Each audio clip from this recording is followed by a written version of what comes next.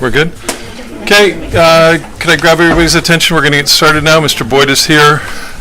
Okay, I'd like to call to order the public hearing. Mr. Mayor, I have a point of order concerning this meeting. I would like that addressed before you go on with the meeting. And what's your point of order?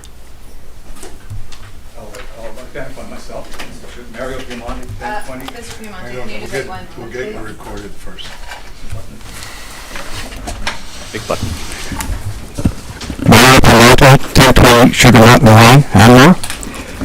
According to the Local Government Act, notice of a public hearing must be given in the newspaper prior to the hearing. The notice must be in at least 2 consecutive issues of the newspaper. The last publication to appear not less than 3 days and not more than 10 days before the public hearing. The notice must then state tick, tick, tick, tick, okay? When queried, Ms.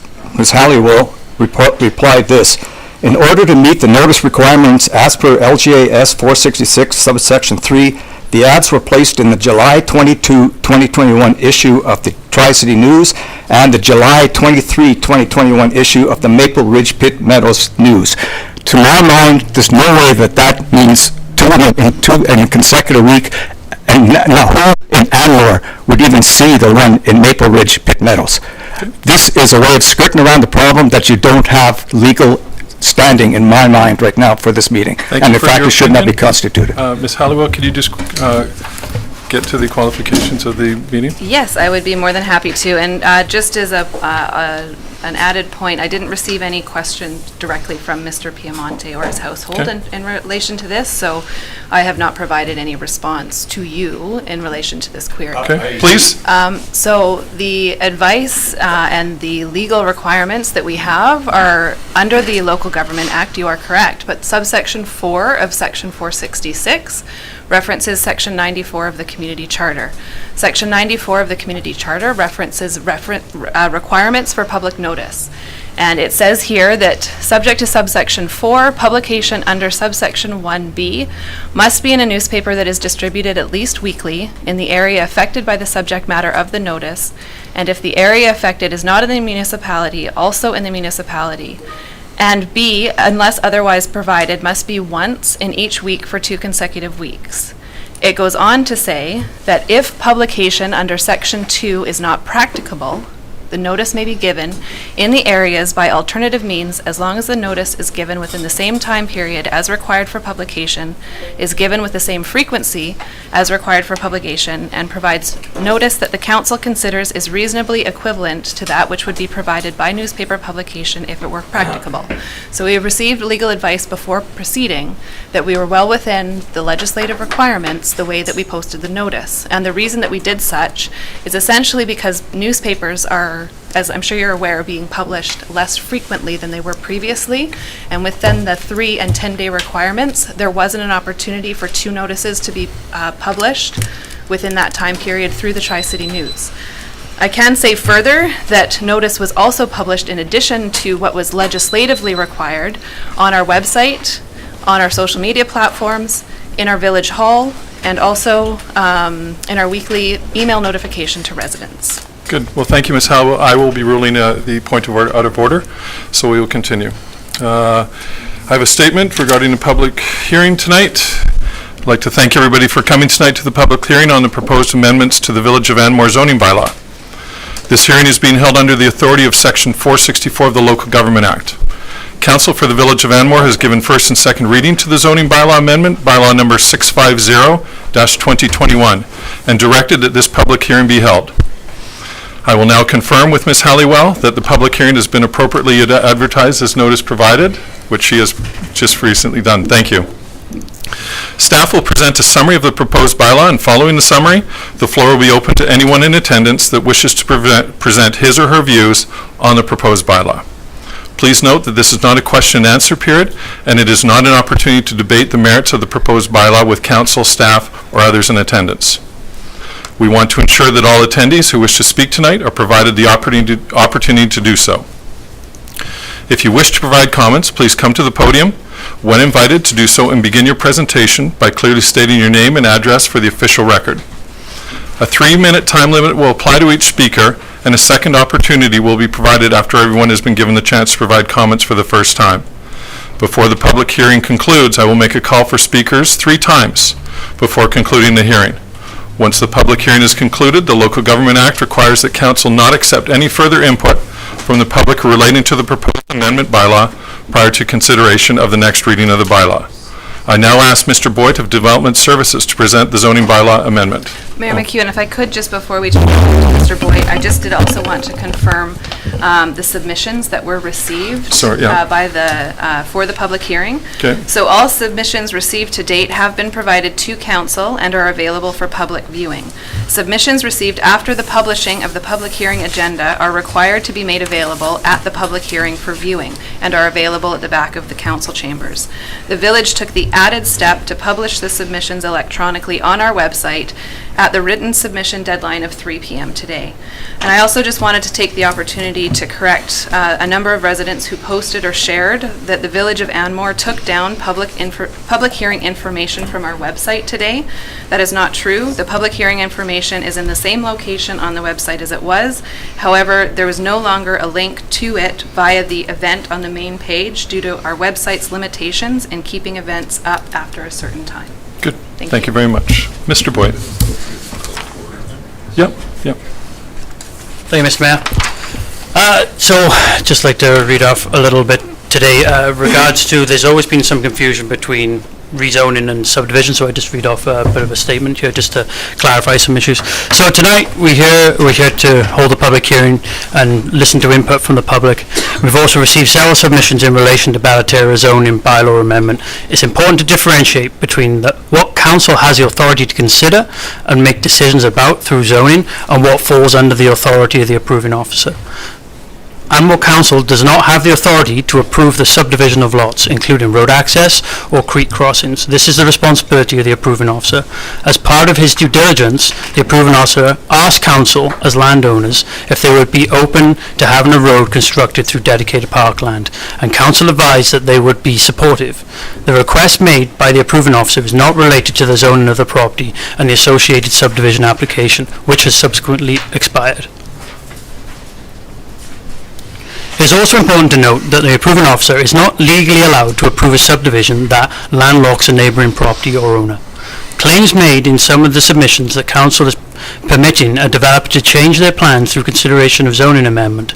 That is simply not the case. As stated previously, council is not involved in the subdivision of the land. We are here to consider zoning amendments. Zoning amendments before council tonight was initiated by staff when a subdivision application was reviewed by the current approving officer and myself. The amendment bylaw includes changes that will align the density, setbacks and parcel sizes that were originally approved during the original zoning. Furthermore, council requests that secondary suites be included to align with the recent comprehensive development approvals to provide additional housing for those who want to call Anmore their home. So, the zoning bylaw amendment that's in front of us today, this land has already been zoned as CD6. It was to allow comprehensive development, and the first phase of that development was completed as subdivision. We're now looking at the next section of the land that's all in one zone, and it's still the CD6 zone, and we're looking to make some amendments to the zone to clarify some clerical errors that were made, provide the needed setbacks to align it with other comprehensive developments, and to provide secondary suites. And so that's what we're here today to review the zoning for. Good. Thank you very much for your support. I will now, I guess, open it up to the public hearing. So please, when you come up, if you could please put your name, address, and I will time you so that everybody's kind of keeps within, but there will be other opportunities to come up. So let's, please come in. Yep. Trevor Muckel, 275 Alpine Drive. This is in regards to the zoning amendment bylaw for Ballaterra. We strongly oppose the proposed bylaw changes to CD6. For the village to state that the rezoning has nothing to do with the road alignment in Phase 2 is totally disingenuous. This rezoning was triggered by our family's concerns raised over the past year regarding the developer's request to move the previously agreed Anmore Creek crossing south. amending the zoning bylaw to allow the developer to change the subdivision plan for Phase 2 and move the Anmore Creek crossing is to their benefit and to the village and our detriment. Given all that has transpired, how can the village honestly say that this rezoning is not about the developer's request road layout change? This whole process has been flawed from the beginning, and the village is not acting in the best interest of the community. There is a serious lack of consideration for the neighboring properties, which is offensive. When the original bylaw for CD6 Bellaterra was adopted, parkland was dedicated and legal requirements were made to the residents of Anmore as per council by the City Spaces report dated March 1st, 2016, which formed the basis of the bylaw 543215 CD6 when adopted. Page 2 of the report states, in drafting the legal framework, it was acknowledged that many of the identified commitments were tied to the subdivision of the lands and will occur subsequent to council's decision regarding the rezoning of the subject property. To that end, various agreements, covenants have been prepared, including a restrictive covenant that establishes a two-phase approach through which certain conditions are to be satisfied before any future use, building, or subdivision of the subject property can occur. To permit the developer now to move the creek crossing goes against not only these legal requirements, but also the village's own policy statements and the official community plan bylaw. Furthermore, to permit suites for a previously approved subdivision after all the public and committee input is complete is unacceptable. If suites are to now be allowed in CD6, then this should have been reviewed in all the committees and public input gathered, as would have been required had suites been included in the original rezoning and subdivision request in 2015.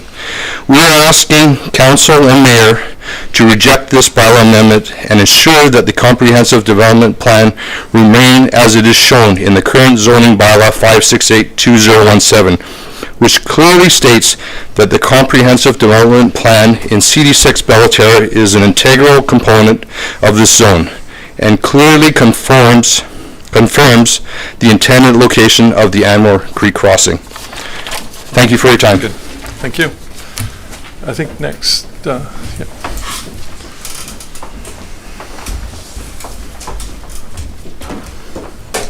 Hi, I'm Mike from Anmore. I guess no one watched that show. My name's Trudy Schneider. I live at 2318 Sunnyside Road. And for quite a while through this process, I've been looking for clear information.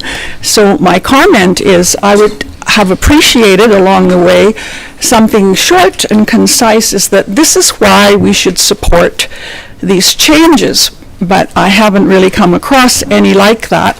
And the thought of some of the changes frightens me for several reasons. But first of all, it's a trust issue. I know that I sat through the first hearings for this about 5 or 6 years ago over in the portables, and there was lots of discussion and time and money spent on those decisions. And I guess it's, to me, looking like we're saying that those people, they weren't really right, except for maybe most of you weren't there, so that's okay from the trust point of view. But if you back out on an agreement without really telling people why it's a really good thing for you, that's problematic. And I'm afraid I'm sorry for what's happening to the Mucals with that trust. But also, we have a development going up called Cordovato, I think, or Cordovato, and this is Anmore South. And we are to believe what we're told, except that it might just change down the road. I think that, all of you realize what that must look like to us when we see that sort of flip-flopping. Thank you. Thank you. Next, Tanya?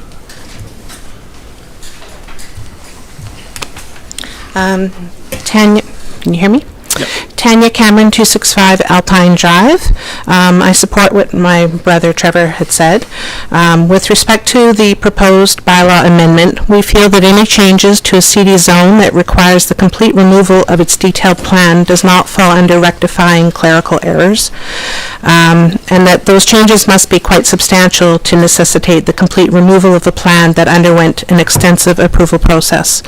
The plan clearly indicates the approved creek crossing over an environmentally sensitive fish-bearing deep gorge that included consideration from neighboring properties, unlike the new plan that's being proposed, which I realize is part of subdivision, but I do feel that the lines have been blurred between rezoning and subdivision through communications and correspondence we've seen.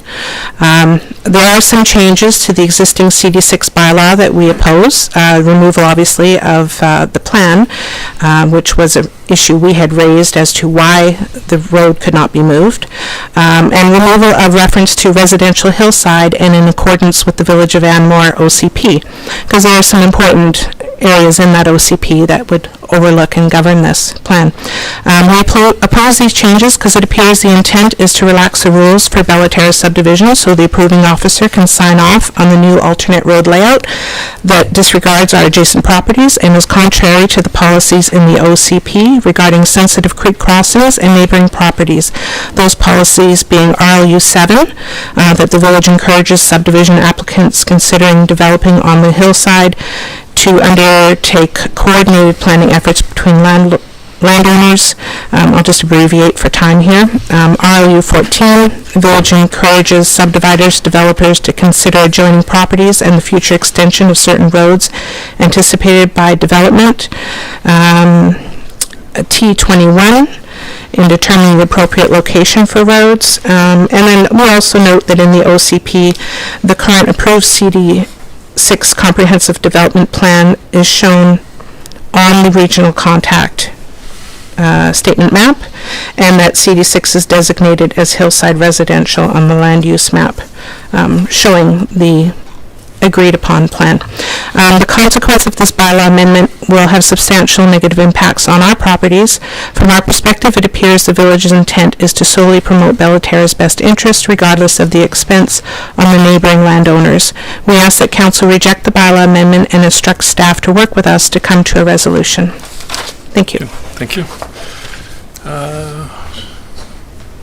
Who's next? Anybody else? Please.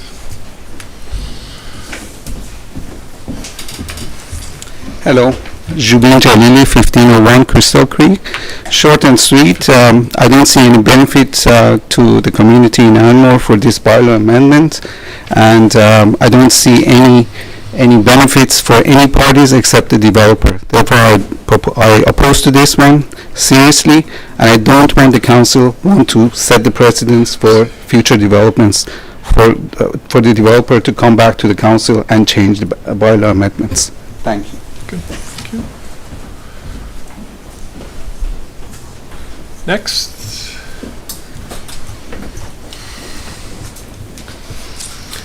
Heather Anderson, 2982 Eagle Crest Drive.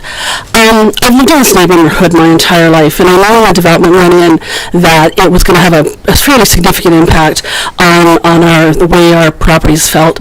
And currently, as many of you know, there's only 2 houses there right now. I'm actually really shocked at the disregard that the 2 houses that live there, the way they speed down our road, our small little road that is just an existing neighborhood. And I realize now that when the CD process was going on, there was, I don't think, and correct me if I'm wrong, that there was really any thought given to the fact that this development would be going through existing neighborhoods, both a part of Eagle Crest and also in Chestnut. And the way the traffic is flowing through these neighborhoods is radically different. I'm almost at the point of asking, like, we get a significant speed hump on the other side of the bridge to slow these people down, because, quite frankly, they don't seem to care that they're driving through. So the idea that, okay, there's going to be 21 homes there eventually, but now you're talking about maybe 42 families, the traffic, the roads can't handle that. And the way that these roads are built, they're not small, quiet neighborhoods with that amount of traffic is really concerning to me. it never popped into my mind that I could make a request to council and say, hey, let's go back and reopen this CD zone and make some changes there. You know, I know there's other things I can do to try and get traffic calming addressed, but to come at it as we all know, a city zoning process is a 1 to 2 year process, a very extensive, time-consuming, community-involved process. And I remember years ago when I was on council, the original owners of Crystal Creek came back and said, we want to really look at our lot sizes, we want to change that. And my response was, okay, let's open up the whole thing then. If you don't like what you got, we'll write a deal, then it's all on the table again. And I know that's not what this developer wants, but then why can't we be looking at the other things? Because I know my neighbors have concerns about that development in a variety of ways as well. So I'm opposed to the fact that they're looking to double the number of homes, the number of families living in that area. And then if there's just the road, I remember when the development was going through, it was almost at the point of being finalized, the developer came to us and said, the village now wants to sort of set in stone the road alignment that's going through from Leggett that will access this property at the top end. And my family owns two of the parcels that, 2 of the 3 of the parcels that would get the Leggett to their property. And at the time we said, well, okay, you know, we don't know what our development's going to look like one day. We're probably not going to develop it ourselves anyways, so let's be a good neighbor and change the alignment. We paid legal costs to do that. We were accommodating. There was a sense of urgency. We accommodated that. And part of it was because we were all working together. As what this is happening to doing to the vehicles is really concerning to me. You know, when we're building roads to connect properties, you need to work with everybody together for the best interest of everybody. And to time? Yeah, just Okay. And to have something be detrimental to one person over the other just isn't fair. So I'm opposed to this. Thank you. Okay, anybody next? Please.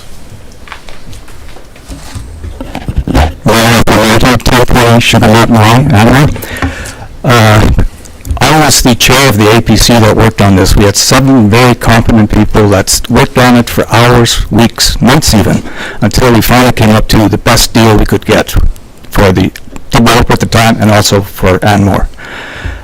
One of the things I want to point out is that we have never backtracked on the CD zoning before. This is more that CD5, CD4, CD3, CD2, CD1 can all go to secondary suites. I think that's wrong. What was developed was in conjunction with the planning officer. We spent hours putting this together. I personally was against the CD zone, right the way it came out. But working on a consensus basis, we came up to what that we could all live with. We didn't have to vote for it. We just went by consensus. Having it changed at this point where there's no benefit for the village whatsoever is meaningless. That is purely for the developer. They have, 26, 27 lots in the first phase. How many have they sold? How many trees did they cut down? The whole area was clear cut. Alpine Road, a lot of the people sold their places because they suddenly had no forest in behind them. Okay, we've already had things go askew in that area. Why make things even worse? I agree. Double the traffic, it's going to be impossible. Absolutely impossible. That's one problem. The other thing is you are making changes that are detrimental to the people that actually helped make it the way it came out.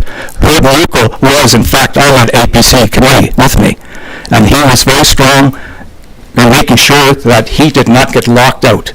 Now, he was probably flipping in his grave. He is going to be locked out with this development. Thank you. Next, anybody want to speak? Doug Richardson, 2305 East Road. I actually understand the effort to separate church and state, which would be rezoning from subdivision, because it's been very intermingled in the past, and I appreciate that effort. But it's a bit odd for me that council can have an in-camera session, and yes, it's probably legal. I don't have a lawyer to check it, where you could actually redo the road alignment, which was agreed to in public hearings before. So you changed the road, and the basis for that was we're going to reduce creek crossings. I've looked at it. I don't see creek crossings being reduced. I see them doubling, at least. So, if you're going to make a statement like that in an in-camera session and then publish it, then it should be backed up by something. And it's not backed up. And I understand that this meeting is not about that because that's subdivision and was in camera and not for public discussion. But it is the public. You represent these people, right? And I don't think you can go back on what you said in the past. Thank you.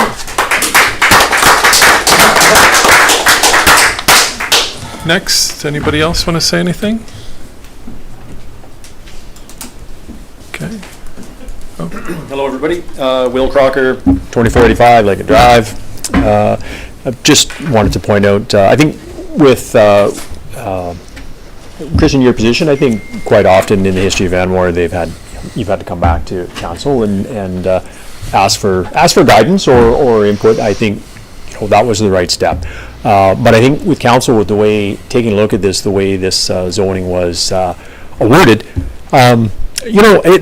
past councils have simply said, no, we're not making the change because of all the input that was put into giving this zoning, and that was done with a lot of thought. So it's not normally retracted, and I think that sets a bad precedent for council to actually even consider it. I think it would be fair to simply say no, and we can go back to the OCP if we want to make these types of changes and kind of take a look at everything in sober second thought. But certainly to take a look at this after the fact, I think that sets a poor precedent. So personally, I'll say I'm against this, and I would also say it does draw questions about future initiatives that council brings forward. So if they are awarded, we have Angelo's development now, and then we're looking at Anmore South, and we're looking at building a new village hall. And if things are awarded and then changes are discussed in camera, I think that it creates distrust for the community. So I don't want to see that happen, and I think this is a good opportunity to make a correction. And I think the developer has certainly, I think, has an excellent opportunity to complete what I think would be a positive development for Anmore in the way that it was awarded. And I think let's get on with it and see that move on the way it was awarded. So, thank you. Thank you. Anybody else? Oh, please.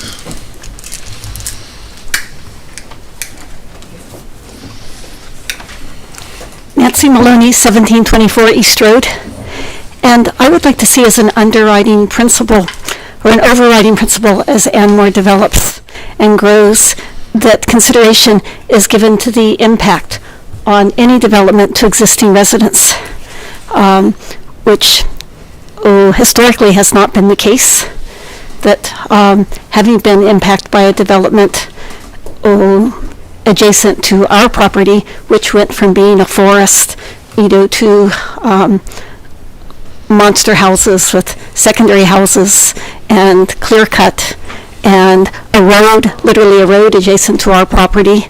And when I called the village, I was told, as long as what is being done has been approved, there's nothing that an existing impacted property owner, can say. And I think this is very wrong and totally out of consideration for people like who have been here even much longer than we have, which is 26 years. But literally it seems like no consideration is given to the impact of a development on the persons who are living nearby. It's just sort of like too bad for them. So thank you. Good, thank you. Okay, anybody else? Okay, I'm going to list it out for a second time. Anybody else want to speak? Okay.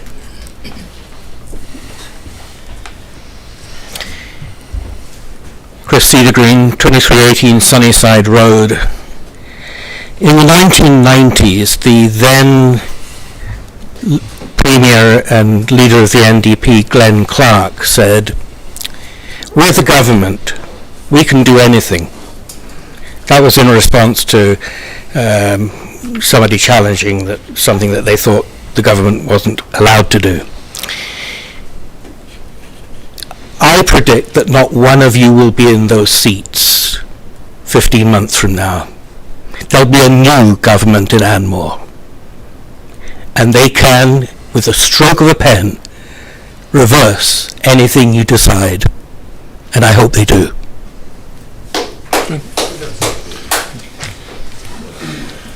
Okay, we're on a second time right now, please. Yeah. Oh, sorry, okay. Sorry. Yeah. There's someone Oh, before? somebody first, yeah. Okay, yeah, no problem.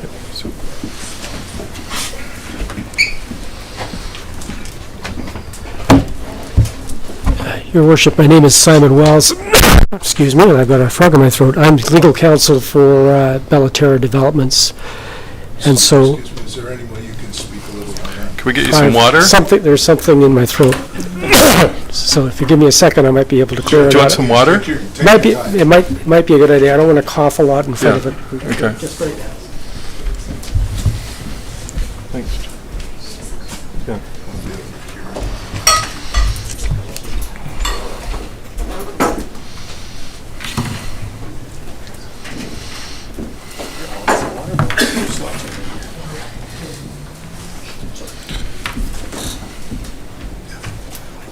All right, I'll try again. Please.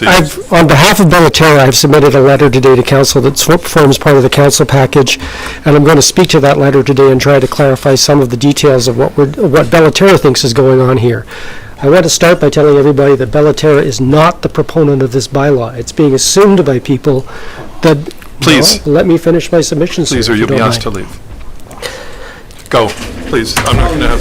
Please, we're going to postpone the meeting until you leave, Mr. Suttergreen. Sorry. Wow. Maybe, just don't punch anybody. Don't punch anyone. No. I beg your pardon. You heard me. Yeah.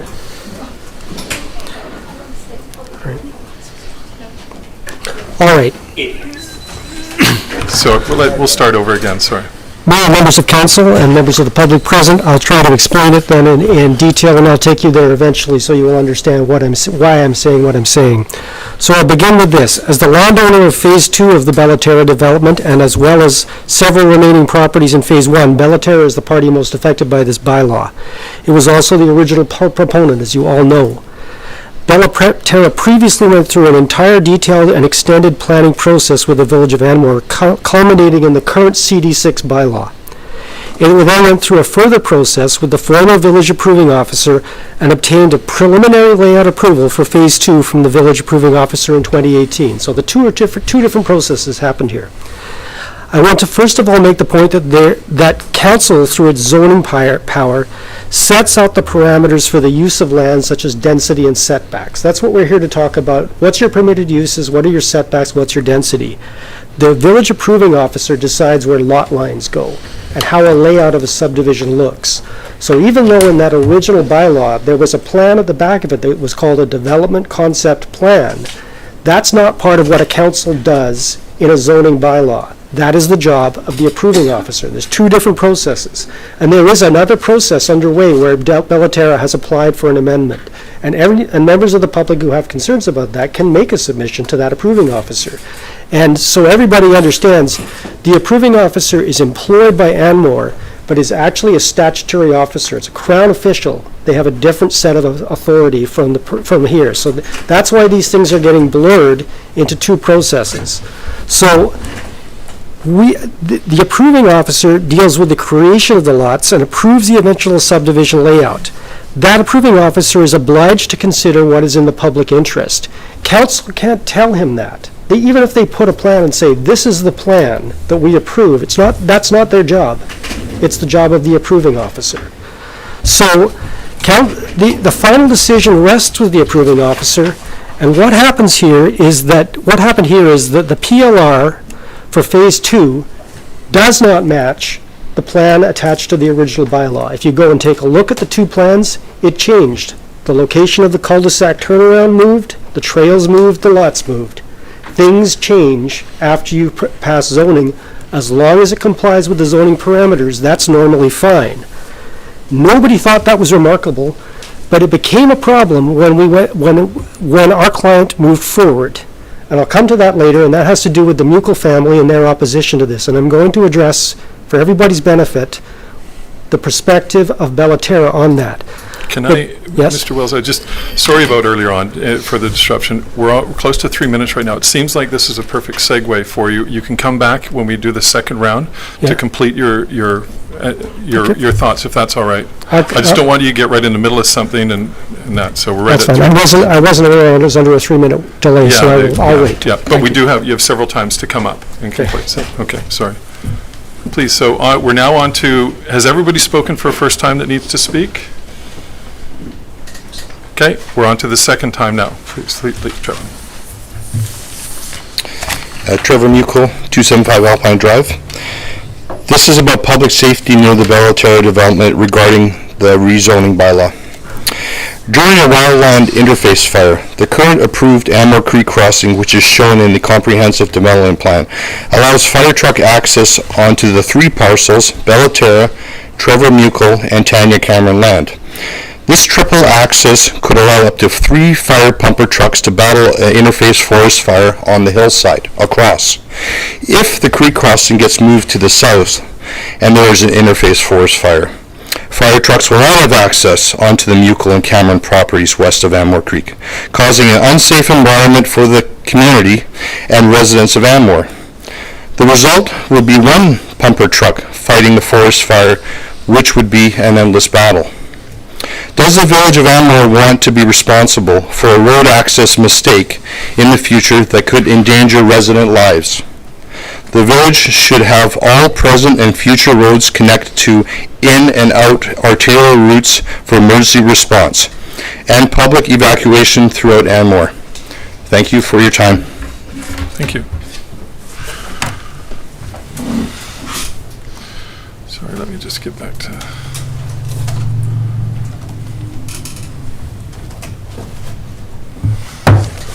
Okay, second time. Anybody like to get up and speak? You're more than... Oh, sorry. Yeah. Again, 2305 Doug Richardson, East Road. I agree with what the lawyer was saying, because he's spouting the law. But if you have a plan that has parks, which is registered with land title, it's odd to me that an improvement officer can come in, and Anmore has said it's legal, and then put a road over the park. So I can see subdivision in the future where you dedicate your parkland, which is actually the road access for everything. Now you're just going to say the approving officer won't do that, but he could. Like even now, Port Moody, even though they don't have a right-of-way through Burtfern Park, the approving officer can come along based on Anmore's arguments and put a big road through all the way down to Anmore, because he has that right, because apparently it's not illegal to do so. And I think that's wrong. I think if people get a park, they should have a right that that park's going to be there. And if you're going to change the park or pay over the park, there's an old song about that, and I think people should have a say in. That's all. Thank you. Okay, anybody for a second time? Mr. Wells, do you want to? Thank you. I appreciate it. I'll try to be a little more concise this time. You will have a third opportunity, just so you know. So. Thank you, Mr. Mayor. All right, well, the first thing I'll say is that the last 2 submissions both address the subdivision. And I understand everybody wants to talk about that there, but I just want to point out there have been submissions made by the Mukel family in the subdivision application, and we've answered them. There's a decision, another decision process underway. I want to deal with the zoning bylaw that's actually before us. As Bellaterra understands it, this bylaw amendment was initiated by staff to address some errors identified by the approving officer in the original bylaw, which required correction, and to bring it up to date and consistent with current CD zoning bylaws. The error, as I understand it, is that when the bylaw was written, it was originally passed, it was later consolidated, and the council passed a bylaw consolidation. And when they did that, they made a mistake in transcripting the numbers, and they changed the number of permitted lots in one part of the bylaw. And so that wasn't something that anybody told Bellaterra. That wasn't something that anybody told council who passed that consolidated bylaw and said, hey, we're going to change the number of lots we previously agreed to. So that needs to be fixed. And Bellaterra agrees that needs to be fixed. We certainly don't oppose it. We would say you can't accidentally take away our lots that way anyway. But that's the only part of the bylaw that Bellaterra is actually a proponent of here, this amendment bylaw. All of the other changes are changes brought forward by staff. And I can tell you right now that Bellaterra, as long as it can continue with what the original zoning was, is happy with the old bylaw. We're not going to oppose what staff did, but we didn't ask for the secondary suites. We didn't ask for any of the changes that are in the bylaw. They don't affect our plans one way or the other. The only thing we're doing is not opposing what staff want to do, to bring the bylaw up to date. So I realize that there's many skeptical faces in here as I say that, but that's a fact. We didn't apply for rezoning. When was the last time you saw the proponent stand up in the face of a bylaw that the staff brought forward? That's what's happening here. We didn't ask for it. And we don't oppose it, but just so everybody knows, this is not something that we've applied for either. The only issue we have with the requested change to the bylaw is the development plan at the end. And this is because the Mucals have made an issue of the previous plan. And they have said council is bound to the previous plan and the approving officer is bound to the previous plan. Now, I said in my previous time and pointed out that in fact that previous plan attached to the bylaw doesn't even match what the subdivision approving officer later approved 2 years later. It was never intended to be binding. And it was always possible as long as it complied with the zoning bylaw. And zoning bylaws can't tell you where roads go. They can't tell you where crossings go. As long as it complied with the restrictions in the zoning bylaw, the approving officer can approve it. And there's a public process for that where you can oppose it. And the Mucals have opposed it, and they've made submissions as to why they think it's a bad idea. I'm going to have to, you're coming up to your 3 minutes. Up to my 3 minutes. Yeah. So You can I'll just be back. Okay. Yes. Tanya Cameron, 265 Alpine. Do I need to do that again? Yeah, you do for the record, so. Getting back to our concern. From our first meeting back in October, it was clear with the approving officer that the village's intention is to move the creek crossing. We argued that it's against the zoning bylaw and comprehensive plan to move the creek crossing, and so here we are today, in our view. We were told that if we pay latecomers, perhaps the road would not be moved. Latecomers to which the previous approving officer confirmed didn't apply. There's a lot of history for our family with respect to not just the roads, even Bellaterra, going back to 2018 when our father passed. And there's two sides to every story. I'm convinced council has not heard both sides fully. And it's, shouldn't have said my dad. So our submissions and viewpoints raised, they were ignored. We didn't receive responses to our written submissions. We don't feel that our concerns were relayed to you. And if they were, it certainly didn't show in that in-camera resolution. So we were told what the developers said about our property, what can and can't be done with our property. But when we say what can and can't be done, it doesn't seem to register. There is an obvious lack of consideration for the history and why the creek access is where it is. Our family built Chestnut, which gave access to what is now Bellaterra's land, which at that time was landlocked. Alpine was to be extended by that property to provide us access west of the creek, to avoid a creek crossing completely. When Bellaterra developed, it wasn't required for that Alpine to be extended. So instead, access was provided by what was decided with the current creek crossing in the CD6 zone. So all we're asking is that you please reconsider and not approve this bylaw change, not change the comprehensive plan. The bylaw clearly states, even though Bellaterra's lawyer said they never intended for it to be binding, I think the wording in the bylaws, if it says something, we should believe it. And it does state that the comprehensive development plan is an integral component of the CD6 zone. And so, to me, that means it's important, and we should be abiding by it. Thank you. Thank you. Okay, anybody else want to speak for a second time, please?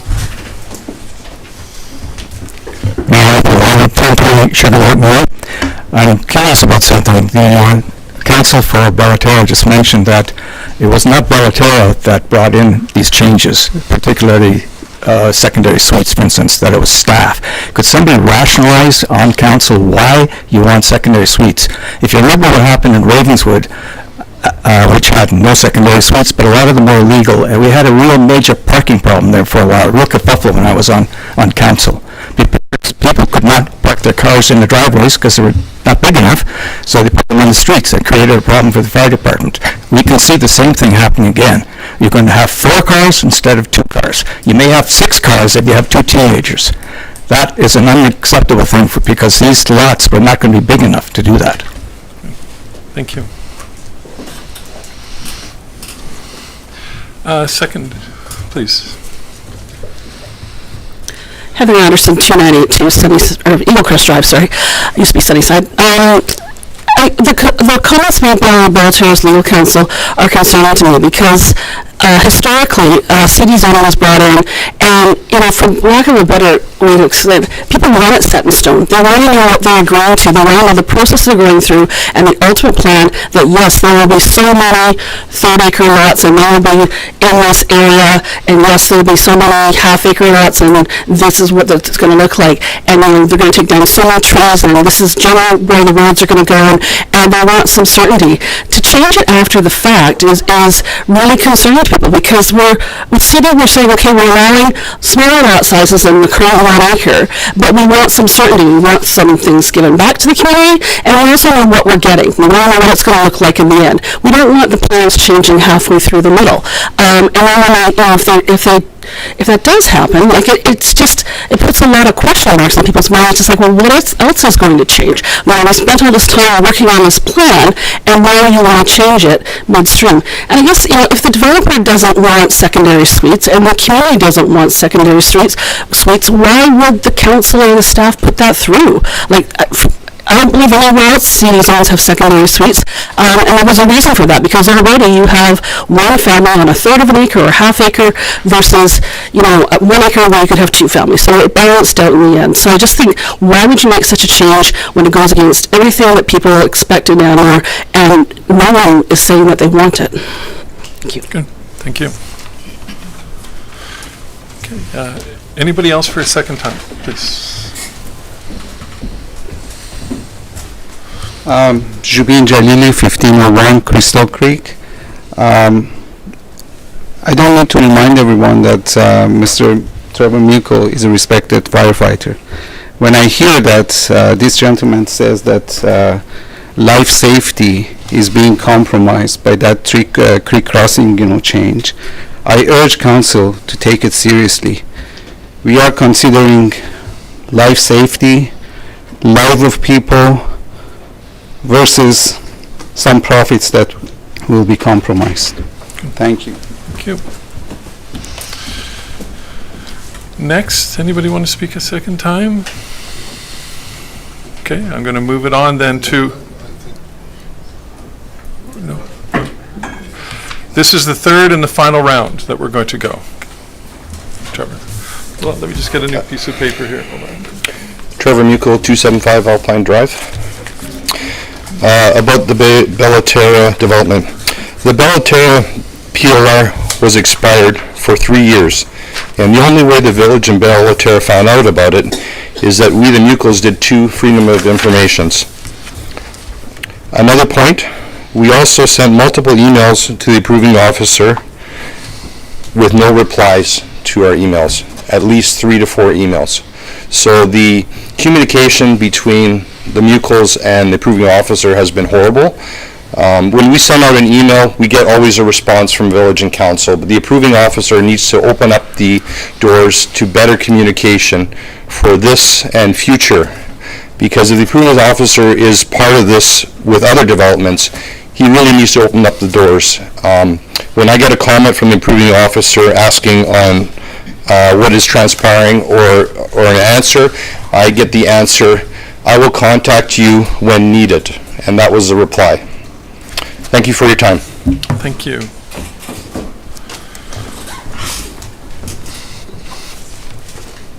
Okay, so for a third and final time, anybody else like to speak? Please. Am I on a time limit this time, sir? Yeah, everybody is on. All right, thank you. Then I'll try to be as quick as I can. I'll warn you when you Yeah. get close to 3. All right, so first of all, as to the bylaw, the only provision of the bylaw that Bellaterra has an issue with is the fact that there is a document described as a development plan at the back, but the document in fact simply shows the current legal subdivision, which is the preliminary subdivision from the Phase 1 subdivision. It was always contemplated there would be a second subdivision, and it does not show the current plans of Bellaterra, which look different from what is attached to the plan. So if you pass the bylaw with this plan attached to it, I expect members of the public will continue, who have spoken here, will continue the argument that that somehow binds us as to what we're supposed to develop. So the request of Bellaterra is either that you not have a development plan, or that if council supports the realignment proposal that has been put forward in the application to the approving officer, that be what's attached to the bylaw, so that it is clear that that's what the decision has been. We'd rather not have any additional issues. There's been threats of litigation and other matters brought forward by the Mukel family over this. We're not hiding. When we made our application to change the subdivision, we wrote to the approving officer and specifically asked that the Mukels be advised of the application and given an opportunity. And now, with the time I have left, I want to deal with the response to the Mukel family submission, and I'll try to nutshell this for everybody so they understand this. My client was prepared to build the causeway along the northern boundary, but it was never its idea. That idea was pushed upon it by the village of Anmore. It's not a logical alignment. There's a series of planning reasons why it's not a good alignment. They're set out in my letter in paragraphs at the end, and then you can also find them in the subdivision application. From a planning perspective, the layout, the new layout is much more logical. The reason it was pushed at the top was apparently to give tertiary access to the Mukel family. The Mukel family already have access to their property from Alpine Drive. They will get access from Leggett. They wanted a third access to their property. Now, my client agreed to that, and my client understood it would be able to obtain latecomer fees for that. It was going to build a causeway. It was going to build a cul-de-sac. When it went to move forward with its plans, it was told it couldn't get any latecomer fees. My client later discovered, and you can look in my submission and see the emails, that a promise had been made to the Mukels that they would not have to pay latecomer fees. And as I say in my letter, that was not a lawful promise. The former approving officer said, you don't have to contribute. You can just connect to this road for free. You don't have a right to the third connection to your property to public highways at somebody else's expense. My client has a right to contribution to that. They spent 18 months asking council for contribution and were told no. Then they applied to realign. When they applied to realign, the emails that are attached to this letter were produced. And you can see in those emails that not only did the Mukels get a promise to not have to pay anything towards this, but as soon as they got it, if you check the timing of the two emails, within an hour, they emailed my client and rejected an application my client had made. If you can just wrap it up, please. Yeah, they rejected a request my client had made to be able to reduce its construction costs by temporarily staging beside the board on their property while building the causeway that was going to benefit both properties. And as soon as they heard they didn't have to contribute to latecomer fees, they said, no, you can't even go a step on our property to build this road that we're going to get for free. And those are my submissions. Thank you. Any further? I win. Okay. 2305 Dougherson East Road, or 2305 East Road, Dougherson. First thing, you don't get latecomers fees if you don't put road on somebody else's property.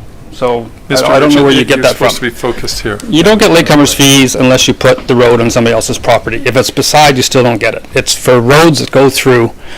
Anyway, so that's one. Two, I've been to every public hearing over the last 4 or 5 years, and there's usually 1, 2, 3 people. And I've heard council complain about the number of people and community participation. Come on, this is great. Thank you. Please. Susan Mukel, 275 Alpine Drive. I keep hearing that everyone says that we have access. Shh, please. Sorry, everyone keeps saying that we have access off Alpine Drive.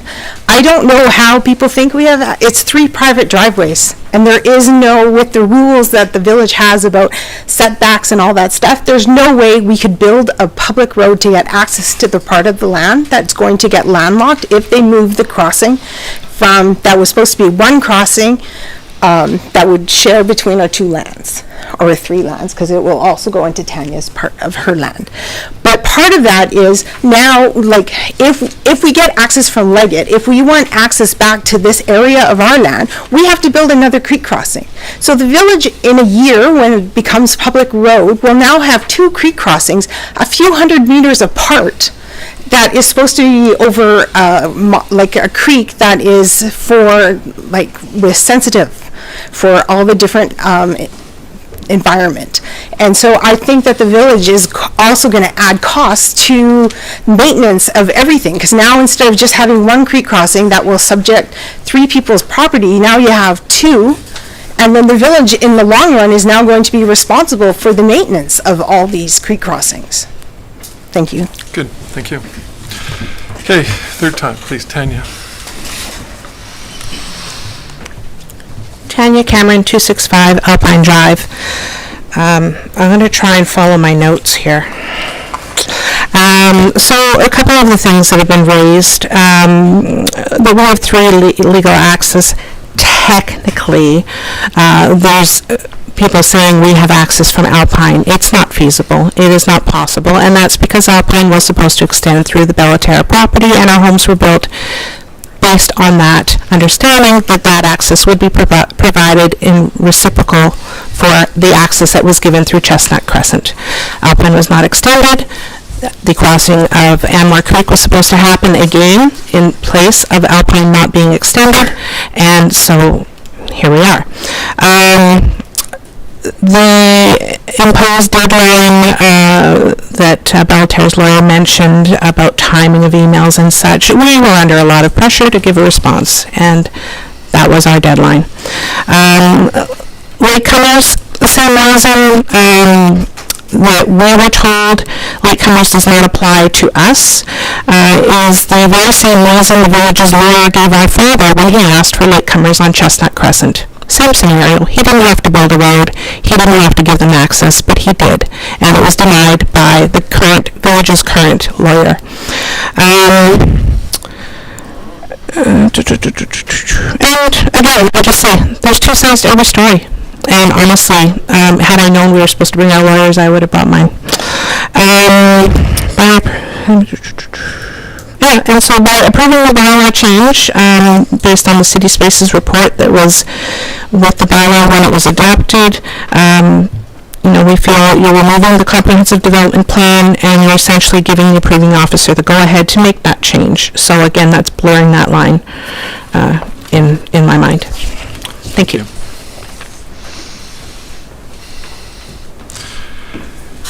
Okay, anybody else would like to speak for a third time? Or anybody who just wants to make a comment before I wrap it up? Going to third time. See nobody? Okay. We're now going to move on to, I now close the public hearing. Do I need to get a mover and seconder on that, Julie? Moved? No? No, okay. Perfect. Okay, thank you. And now we'll just, we're going to take a brief 5-minute recess and we will then get into our regular council meeting. Yeah, live streaming will remain on. It won't take us very long. Get going.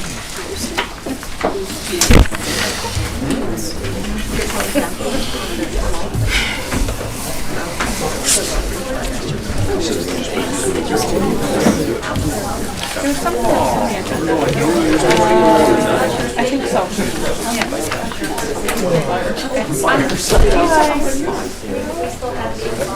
Yeah. Is that a little too hard?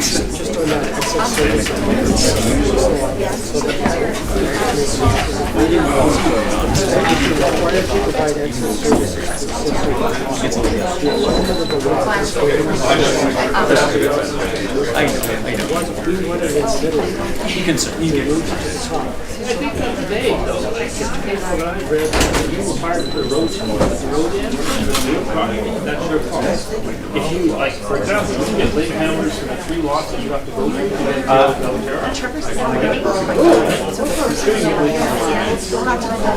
and I look into this, and we have 15 years to collect it and depreciate it per year. From the top of they get through the 3 lots, they get late hammers on that.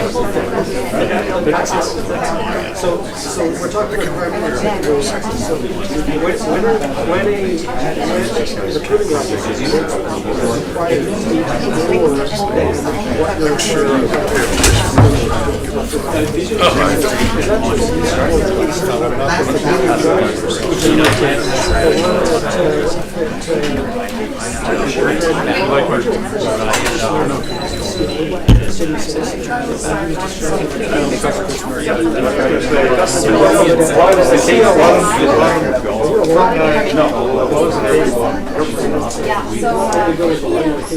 There are lots.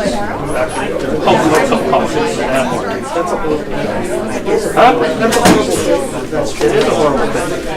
Because they're loosey with the rules. So what was the thing about the latecomers on somewhere what road and which lot and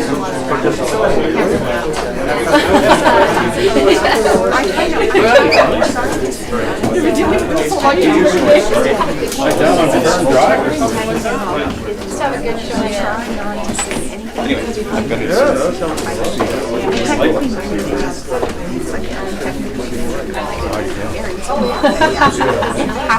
Do what you can, friend.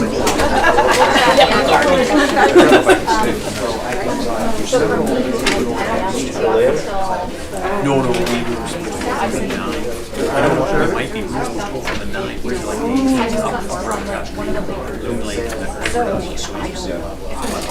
like, seriously, because I'm good at extras. Yeah, and then I know on Sunday it's going to be Saturday, so on Sunday probably. Chat with them, because we're kind of waiting for the council and we can kind of. It's been a few hours back.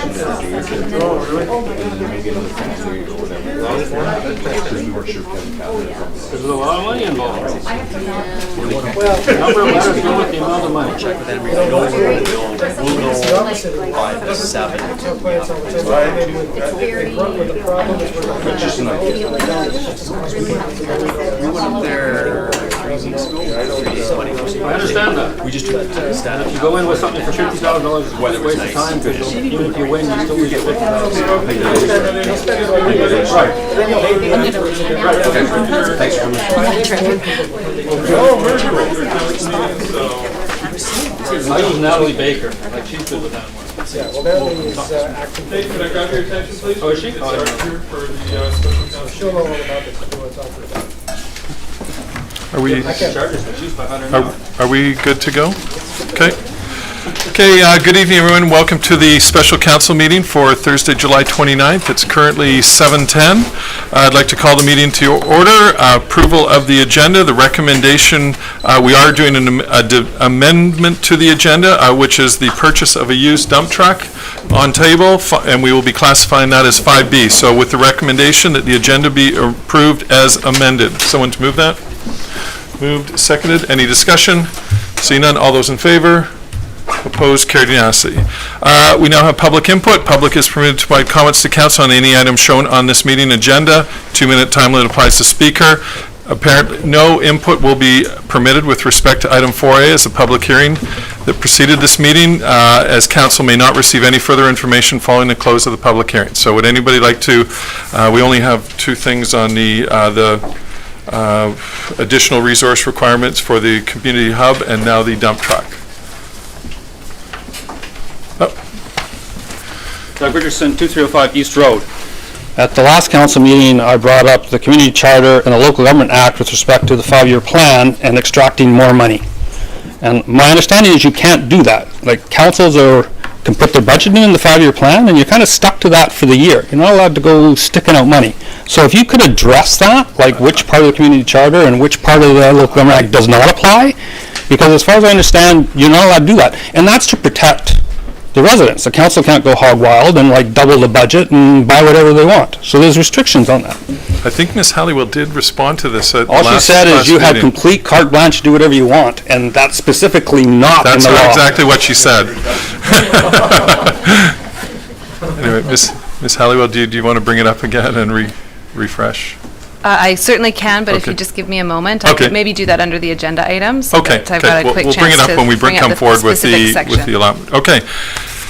Okay, see no more public, we'll go to legislative reports. Zoning bylaw amendment number 650, 2021, Bella Terra CD6. So I just have a brief statement. Tonight we heard public input during the hearing and have also received several submissions in relation to the Bella Terra zoning bylaw amendment. It is important to differentiate between what council has the authority to consider and make decisions about through zoning and what falls under the authority of the approving officer. Anmore Council does not have the authority to approve the subdivision of lots, including road access and creek crossings.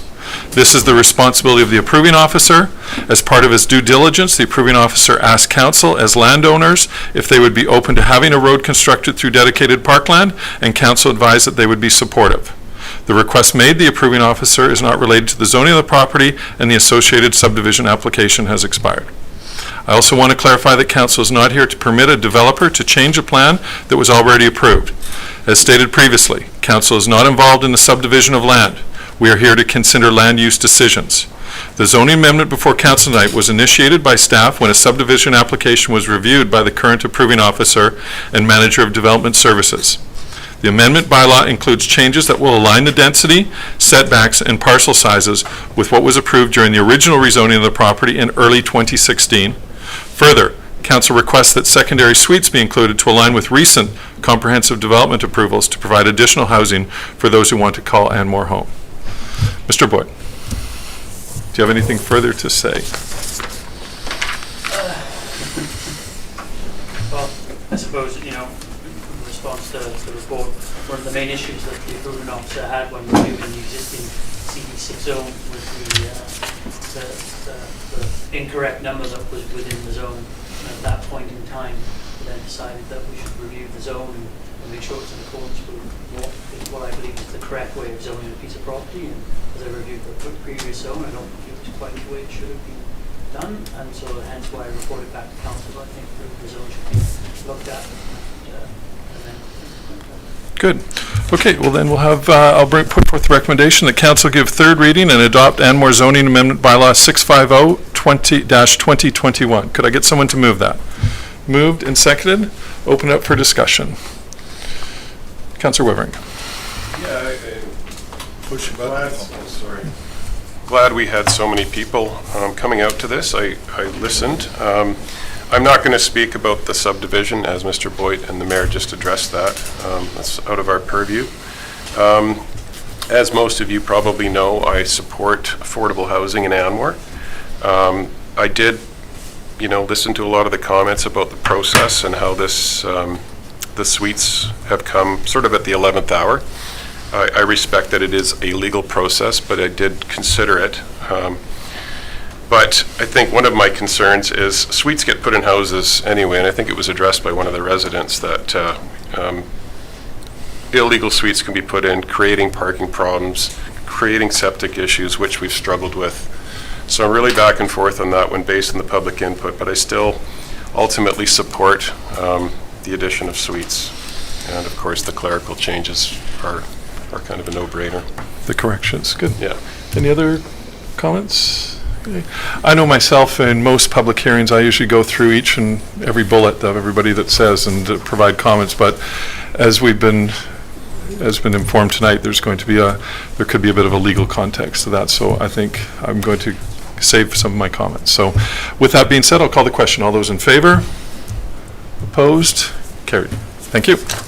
We'll now move on to new business, additional resource requirements for the Anmore Community Hub Project Manager.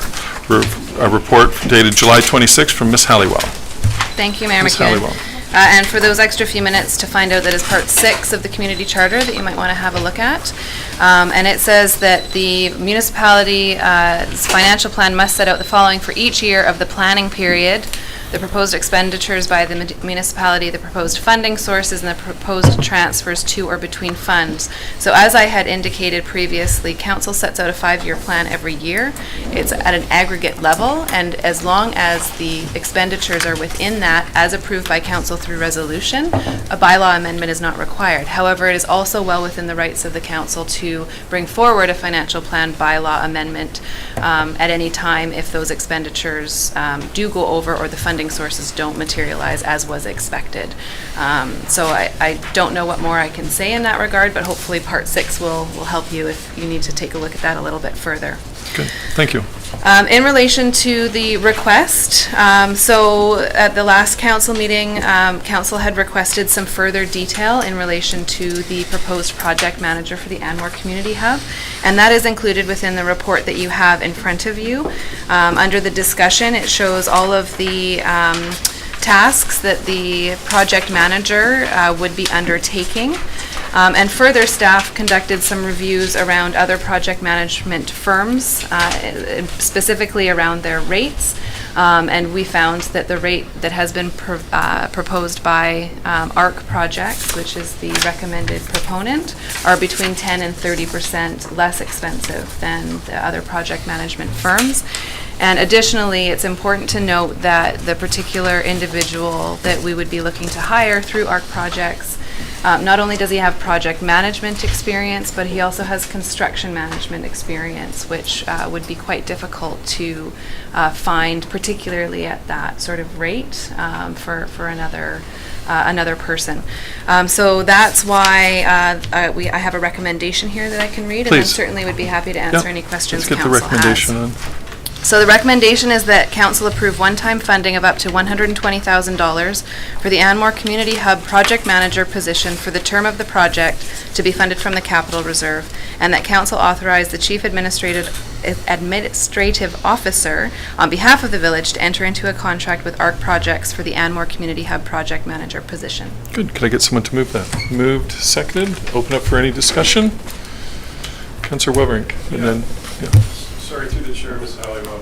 We did have this in a budget. We discussed this project manager like a long time ago. The previous direction from council was to authorize a funding envelope of $80,000 to $90,000 to hire a staff person.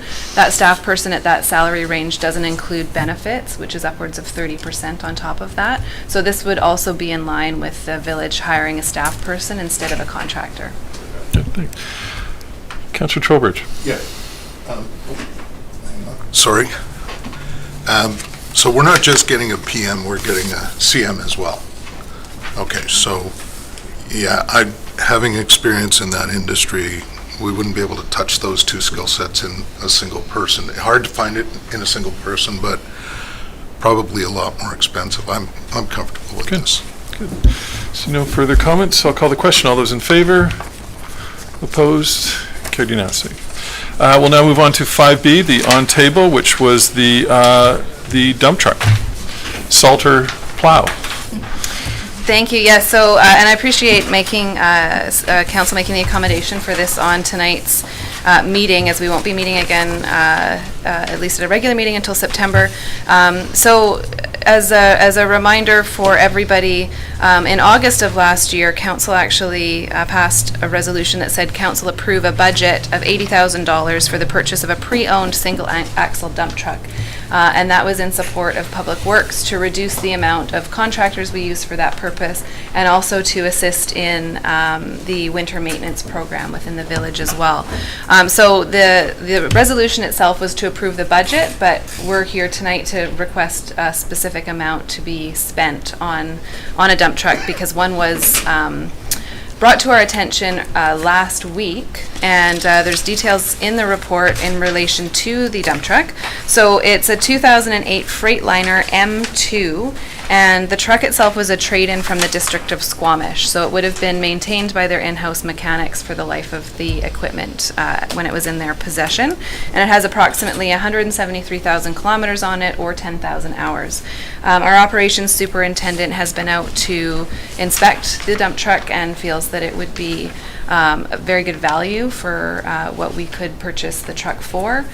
Which is $40,000, and the amount here also shows PST as well on top of that. So I've included some of the specifications of the truck itself, but really what's important to note is that this piece of equipment was already used for municipal purposes.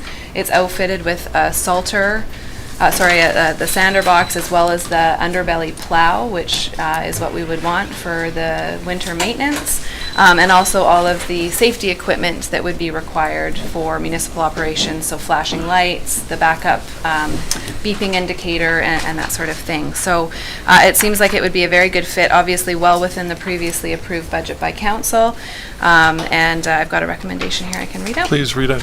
That council approve the purchase of a 2008 Freightliner dump truck from Harbor International for a total price of $42,800, inclusive of applicable taxes, and that the funding for the purchase of the dump truck be allocated from the capital reserve. Good. Can I get someone to move that? Moved. Seconded. I just want to say a couple things. This, Mr. Fortier, our head of our public works, has been keeping an eye out for an opportunity like this for well over a year. And I know that one of our contractors, Kevin Spence, who does all our ditching, and he quite often stops me on the road and asks me, when are we going to get a dump truck, so I'm not standing here waiting for our smaller trucks to be able to move the product back and forth. So he's very supportive of this. He thinks that it's a great purchase for that, as well as it being able to do one load of salt and also have a front plow if we do get some heavy snow. We're going to be well fitted with another piece of machinery for the winter and that. So I'm very pleased with it, and I just wanted to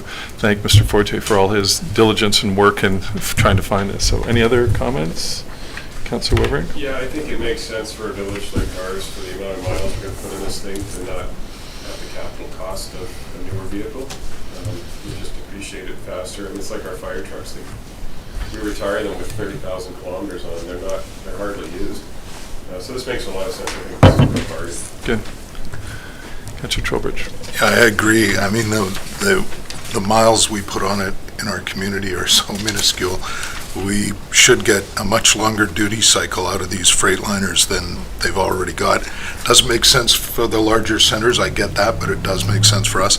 And I'm really happy that Lance brought it in at half the budget. Yeah. That saves it on the other guy. Good. Yeah. Councillor Cryer. I'm especially excited about the 10-foot fixed underbelly rubber blade plow. Wow. And I know you guys will be very happy, so I am in full support. Good. And I think it's important. I think two people already have their light air brakes down there to be able to operate it immediately, and I think Kevin Spence was wanting to get onto the ditching in the coming weeks, so the timing should work out perfectly. And the truck has all been completely serviced before, if we are going to be picking it up. That's correct, yeah. So it does include the commercial vehicle inspection as well as a B service if we were to go ahead with it. And just a note, just for expectation, with the ditching, we'll just need to make sure we've got an approved fire safety plan, given the extreme fire rating right now. But so if we are able to move ahead with that, we'll make sure that we've got that cleared with the chief before we start any work. Good. Okay, no other comments? I'll call the question. All those in favor? Opposed? Carried. Okay, we'll now move on. Public question period. Public is permitted to ask questions of council regarding any item pertaining to village business. 2-minute time limit applies to speakers. Please. Trevor Muco, 275 Alpine Drive. Just a question to Mayor, Council, and staff on the purchase of this used truck. What do you have, or what will the future maintenance and repair budget be per year on this truck since it's 13 years old? Do you have any numbers for that, for the future budget? When I talked to Lance, they did have it, yeah, because he has all the logs, and they did it, and also what the upcoming... It'd just be nice if you could let public know what future costs will be, or what they could possibly be, like projected maybe. if that was taken into consideration, that's all. It was taken into consideration. But it would be nice to know, like, if it's going to cost the village, say, 10,000 a year to run it, Yeah. or 20,000, just so the public knows. Okay. Yeah, If we so could- just if if I could respond, yeah, so we certainly can provide that information. It was Okay. my miss on the rush to get the report out No, that's for fine. tonight I'm to just not asking. include it, but that certainly was analyzed as part of whether or not this would be of value for the village. Okay, great, thank you. Any other public question? Please come on up. Before my question, actually, I kept trying to get your attention. The speaker's still on outside, quite loud. Did you want the outdoor speaker working still? We didn't know who was out there, so while the meeting is on, we'll keep it on. Yeah. Okay, no one's there, yes, to speak of, except the speaker. Yeah, I wondered if we have any policy related to the environmental implications of our municipal vehicles. And I know for something so big, probably there aren't a lot of more environmentally kind alternatives by any means, but I also know, diesel is not very good for the environment unless it's possible for using biodiesel.